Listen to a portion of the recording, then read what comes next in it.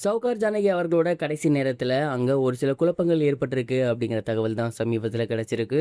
என்ன நடந்திருக்கு அப்படிங்கிறத தான் இந்த ஒரு வீடியோவில் நம்ம பார்க்க போகிறோம். பிரபல மூத்த நடிகையான சவுகார் ஜானகி அவர்கள் சமீபத்தில் மூச்சு திணறல் காரணமாக ஹாஸ்பிட்டலில் இறந்து போயிருந்தாங்க. அந்த ஒரு மறைவு செய்தியை அஃபிஷியலாக அவங்களோட ஃபேமிலி மெம்பர்ஸ் ஷேர் பண்ணியிருக்காங்க. தொடர்ந்து ஏகப்பட்ட திரை பிரபலங்கள் தங்களோட கண்டோலன்ஸை பதிவு பண்ணி வந்துட்டு இருக்காங்க.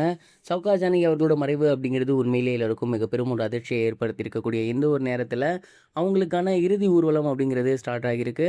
ஆனால் இதற்கு முன்னாடி பார்த்தீங்கன்னா அவங்க வீட்டுக்குள்ளே ஒரு சில குழப்பங்கள் ஏற்பட்டிருக்கு அப்படிங்கிறது தெரிய வந்திருக்கு. சவுகார் ஜானகி அவர்களுக்கு மொத்தம் 3 குழந்தைகள், ஒரு பையன் 2 பொண்ணு. சவுகார் ஜானகி அவர்களோட சொத்துக்கள் இருக்கு இல்லையா, அதை பிரித்து கொடுக்கறதுல ஒரு சில குழப்பங்கள் ஏற்பட்டிருக்கு அப்படிங்கிறது தெரிய வந்திருக்கு.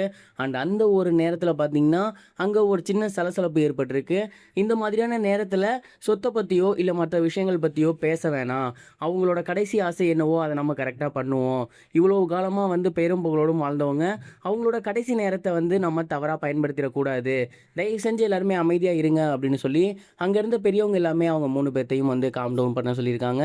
அண்ட் அதுக்கப்புறம் தான் அவங்களுக்கான இறுதிச் சடங்குக்கான வேலைகள்லாம் ரொம்பவே சுமூகமாக நடந்து முடிஞ்சிருக்கு. இதே மாதிரியான ஒரு பிரச்சனையை கடைசியாக பாரதிராஜா அவர்களோட இறுதி ஊர்வலத்திலையுமே நம்ம பார்த்துருந்தோம். சொத்துக்களுக்காக அவங்களோட மகளும் மருமகளும் கொஞ்சம் ஃபைட் பண்ணியிருந்தாங்க.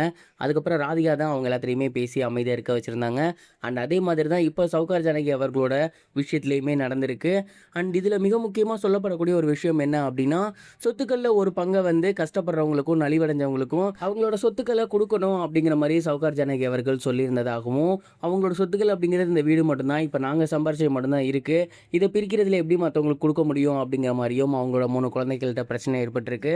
அண்ட் இதுதான் மிகப்பெரிய பிரச்சனையாக மாறி இருந்திருக்கு அப்படிங்கிற மாதிரி அங்கேருந்து ஒரு சிலர் சொல்கிறாங்க.